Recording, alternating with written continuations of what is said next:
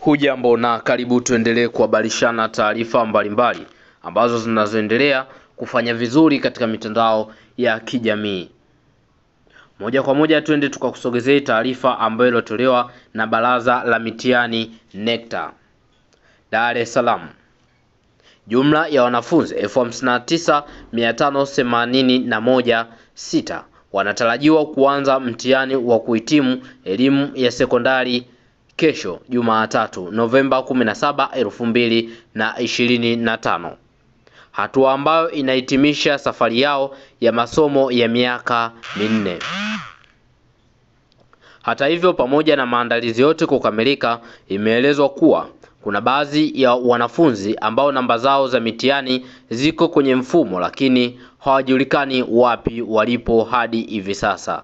Hakuna taarifa rasmi zinazoonyesha kama wamesitisha masomo, wamehama shule au wako wapi hadi hivi sasa, wakati mtihani unakaribia kuanza.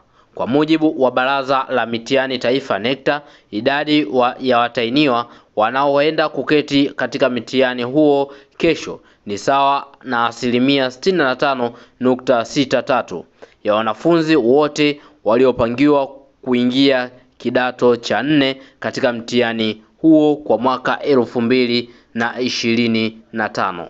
Hii ndio taarifa ambayo ilotufikia kwa hivi sasa.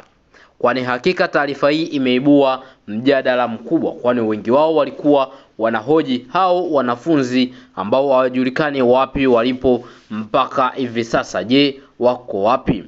Tukipitia chombo cha habari cha Mwananchi, wao wameposti kuwa wanafunzi takribani 300,000 na kadhaa hao ndio ambao hawajulikani wapi walipo mpaka hivi sasa.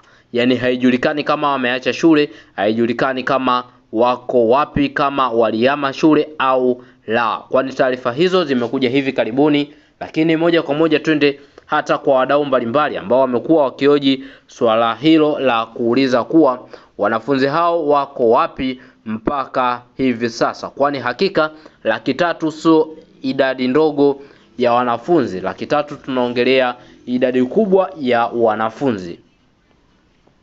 Mwanaharakati lakini pia vile ni kada wa Chama cha Demokrasia na Maendeleo Chadema, Twaha Mwaipaya amehoji kusema kuwa ameposti taarifa ya Mwananchi, lakini chini akauliza akisema kuwa 300,000 sio idadi ndogo ya watu ambao wanaopangwa kufanya mtihani huo. 300,000 ni idadi kubwa. Je, hao 300,000 wako wapi mpaka hivi sasa?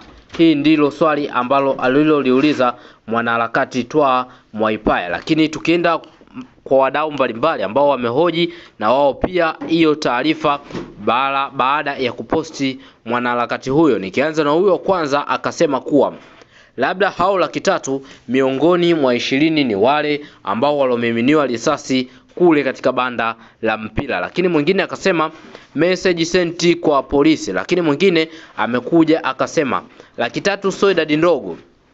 Hivyo ni wazi kuwa idadi ya watu waliofariki siku ya maandamano huenda ikawa ni watu milioni na kadhaa. Wengine wamefika mbali, huyu mwingine amefika mbali zaidi akasema kuwa 300,000 huenda ikawa mdogo wangu na yeye ni miongoni mwa watu 300,000, kwani mdogo wangu sijui wapi alipo mpaka hivi sasa, kwani na yeye siku ya kesho ingebidi ashiriki tukio hilo. Na wewe unaweza kutuandikia maoni yako kufuatia hiki kitu ambacho kimeendelea. Lakini tukifuatia ukurasa wa Mwananchi, wao wamefuta posti hiyo, kwani huenda ikawa wameambiwa wafute au haijaeleweka bado. Lakini kubwa zaidi ni wanafunzi 300,000 wao hawatoweza kushiriki mtihani kwa siku ya kesho, kwani hakika hawafahamiki wapi walipo. Naweza ukatuandikia maoni yako kufuatia hiki ambacho kinachoendelea.